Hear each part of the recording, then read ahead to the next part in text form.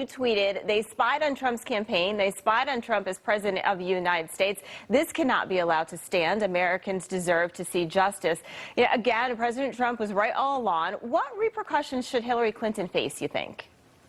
She should face the Department of Justice and the FBI. Unfortunately, it looks like they may be in the tank for the Democrats.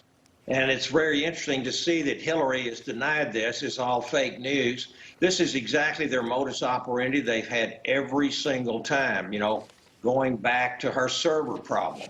And this entire thing, I think you can trace it too. And I'm so thankful to my former congressional colleague and Texan, Trump appointee is the DNI, John Ratcliffe, who declassified about 1,000 pages, which has now broken this open. And I'm so thankful that the special prosecutor and investigator Durham is making this happen.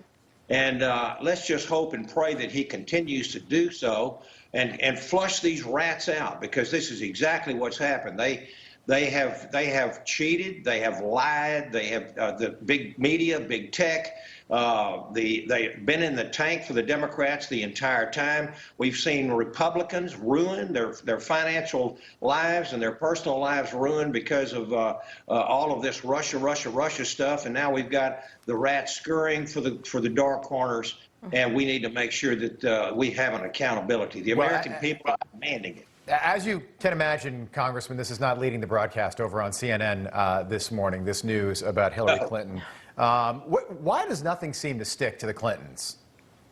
They usually do it the same way every time. They come out, they do some kind of a underhanded deal, sometimes corrupt, sometimes just unethical, but it's always something that's not good for the United States. And then when they're caught with their hand in the till, they immediately deny, and all of their allies surround them.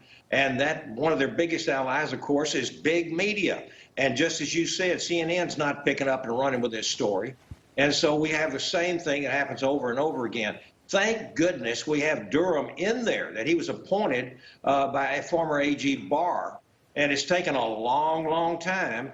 But let's hope that we have some accountability. It's hard for me to imagine that the plans and the instructions to those that are being flushed out now did not go all the way to the top, to Hillary, to Obama, to the CIA Director Brennan, and many, many others. Strzok, Comey, the whole 9 yards. Yeah, sir, I want to switch gears to the ongoing border crisis. Earlier this week, you did go to Twitter again saying ICE deportations are the lowest on record. This administration is more interested in keeping illegals here than sending them back. Alejandro Mayorkas is a disgrace and should resign immediately.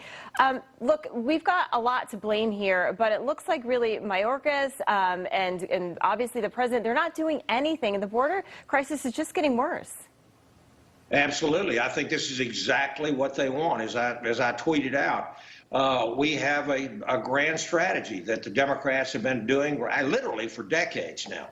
But it's more and worse than anything we've ever seen in history now. We had almost 153,000 illegals come across the border last month, and which is about 100% more than what it was the year before.